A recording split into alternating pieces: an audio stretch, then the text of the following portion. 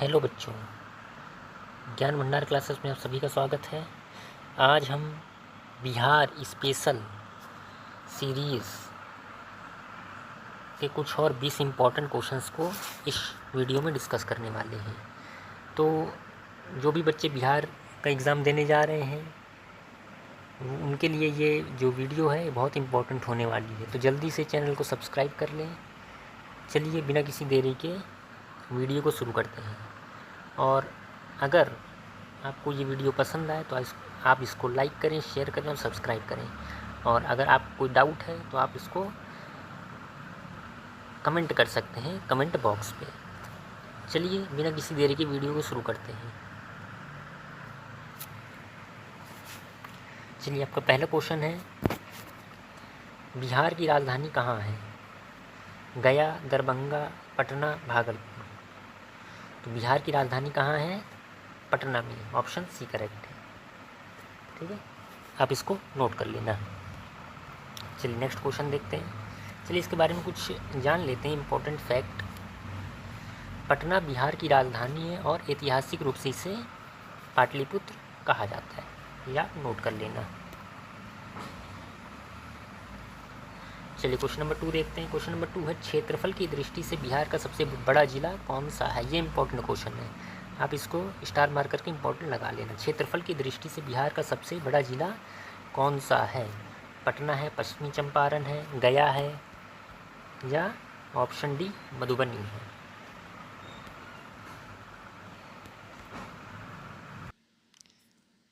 चलिए question number 2 देखते हैं।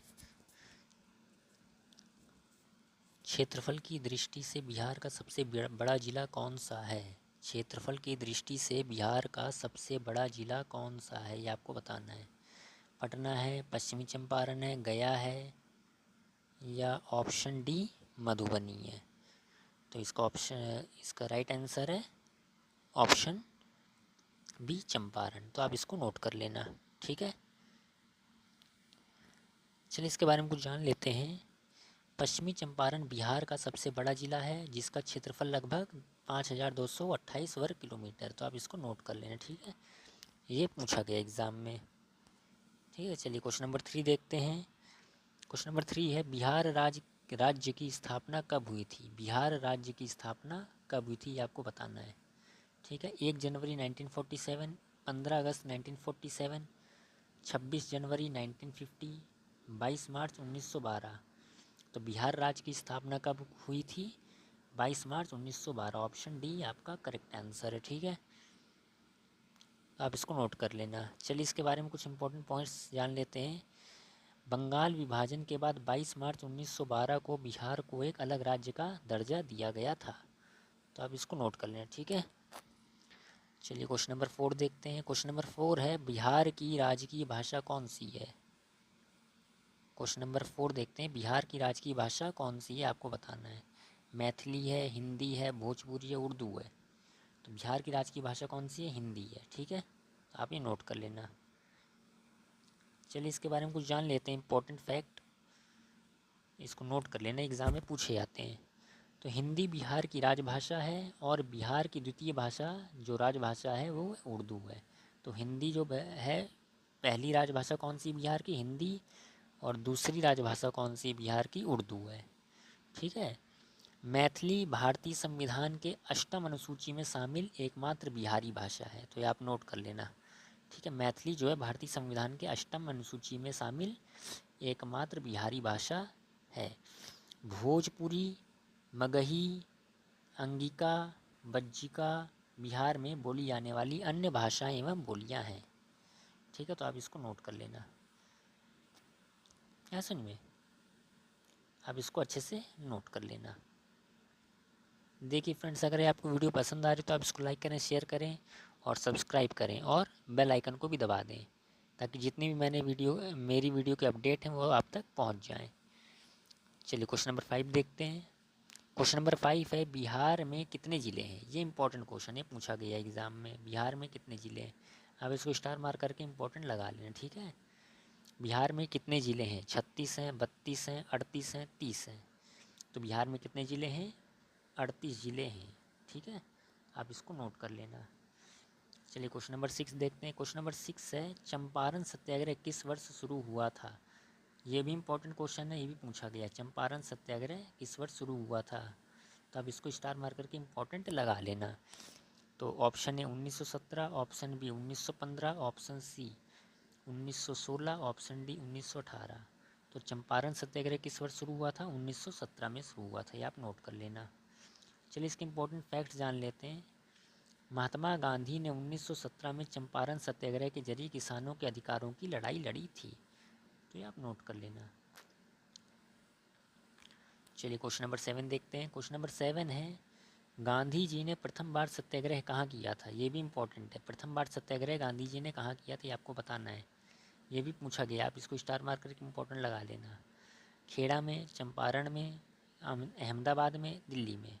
तो गांधी जी ने प्रथम बार सत्याग्रह कहाँ किया था? चंपारण में किया। तो ऑप्शन बी करेक्ट है, तो आप नोट कर लेना। चलिए क्वेश्चन नंबर 8 देखते हैं। क्वेश्चन नंबर 8 है, बिहार का कौन सा त्यौहार सूर्य भगवान को समर्पित है? छठ पूजा है, होली है, दशहरा है, दीपावली है? चलिए बताइए, बिहार का कौन सा त्यौहार सूर्य भगवान को समर्पित है? छठ पूजा सूर्य भगवान को समर्पित है। ठीक है, ऑप्शन ए करेक्ट है। ठीक है, ये थोड़ा मिस टाइप हो गया है यहाँ पर लिख देना ऑप्शन ए। ठीक है, यहाँ पर क्या लिख देना? ऑप्शन ए लिख देना। ठीक है, ऑप्शन ए छठ पूजा। ठीक है, छठ पूजा है। ठीक है, आप इसको नोट कर लें, थोड़ा मिस प्रिंट हो गया है। चलिए क्वेश्चन नंबर 9 देखते हैं। क्वेश्चन नंबर 9 है, बिहार में नालंदा विश्वविद्यालय की स्थापना किसने की थी? ये भी इम्पोर्टेंट, ये भी पूछा गया एग्ज़ाम में। ठीक है, जितने क्वेश्चन हैं सारे इंपॉर्टेंट क्वेश्चन हैं, सारे पूछे गए एग्जाम में, तो आप इनको अच्छे से नोट कर लेना। बिहार में नालंदा विश्वविद्यालय की स्थापना किसने की थी? ए चंद्रगुप्त मौर्य ने, बी कुमारगुप्त ने, सी अशोक ने, डी समुद्रगुप्त ने। तो बिहार में नालंदा विश्वविद्यालय की स्थापना किसने की थी? कुमार गुप्त ने की थी। ऑप्शन बी करेक्ट है। ठीक है, तो आप इसको नोट कर लेना। चलिए इसके बारे में कुछ जान लेते हैं, इंपॉर्टेंट फैक्ट।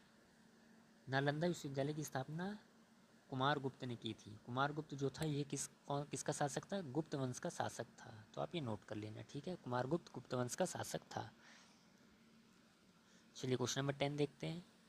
क्वेश्चन नंबर 10 है, बिहार का राजकीय पक्षी कौन सा है? ये भी इंपॉर्टेंट क्वेश्चन है। ठीक है, आप इसको नोट कर लेना। बिहार का राजकीय पक्षी कौन सा है? शेर है, गौरैया है, बाघ है, हाथी है? तो बिहार का राजकीय पक्षी कौन है? गौरैया। ठीक है, ऑप्शन बी गौरैया इसका करेक्ट आंसर है, इसको नोट कर लेना।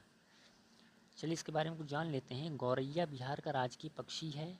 ठीक है, और बिहार सरकार ने इसे 2013 में, वर्ष 2013 में राजकीय पक्षी घोषित किया था, तो आप ये नोट कर लेना।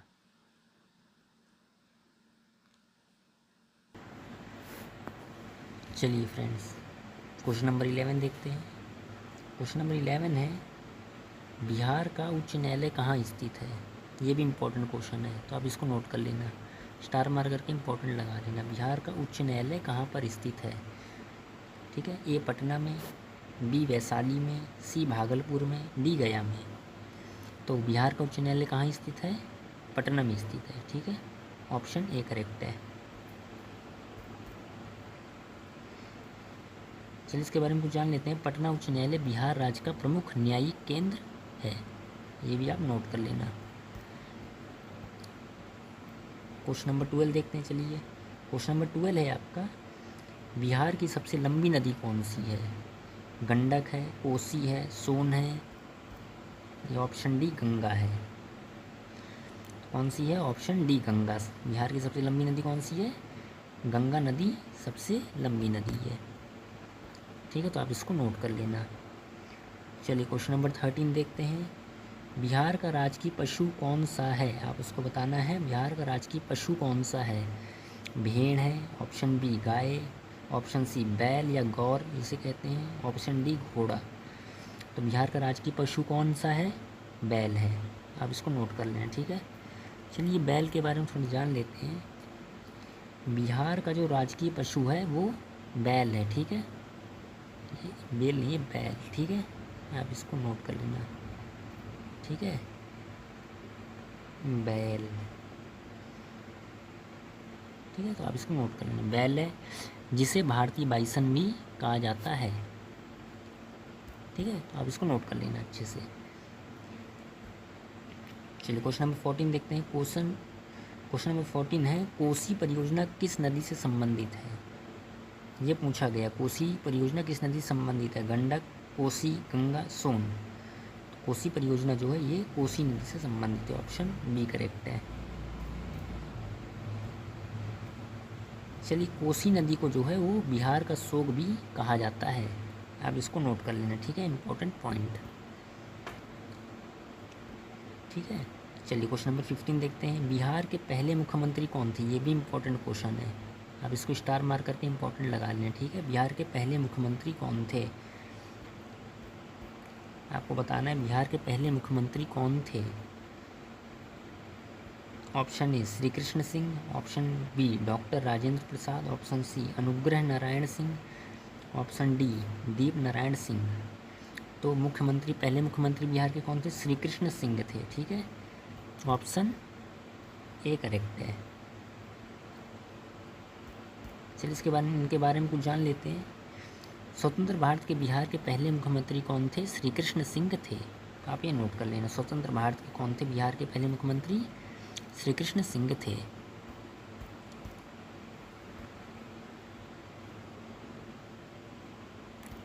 चलिए नेक्स्ट क्वेश्चन देखते हैं। क्वेश्चन नंबर 16 है, बिहार की पहली महिला मुख्यमंत्री कौन थी? क्वेश्चन नंबर 16 है, बिहार की पहली महिला मुख्यमंत्री कौन थी? मंजू वर्मा, राबड़ी देवी जी, शकुंतला देवी या सरस्वती देवी।